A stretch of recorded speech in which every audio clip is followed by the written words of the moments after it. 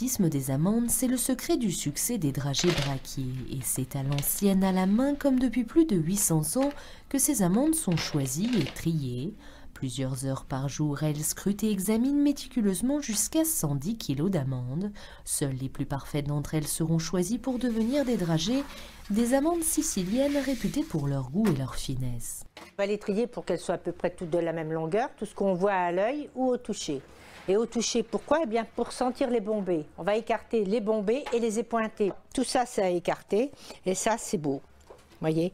Une forme arrondie et l'autre extrémité pointue. Ça, c'est du beau calibre, extra plat, extra fin. Autre étape clé de la fabrication, lorsque les amandes sont enrobées de sucre, ce sont dans ces immenses chaudrons que les dragées obtiennent définitivement leur forme et leur aspect croquant. Là, c'est la phase finale qui va donner son croquant. Et l'épaisseur de sucre, très peu de sucre.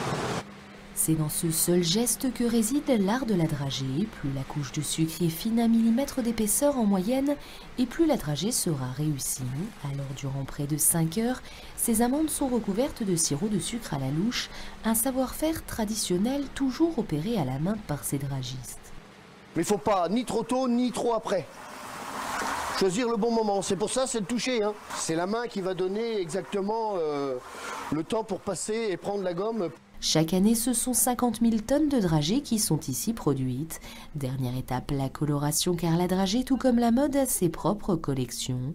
Référence ultime, le blanc ou les couleurs pastel, très prisées cette saison.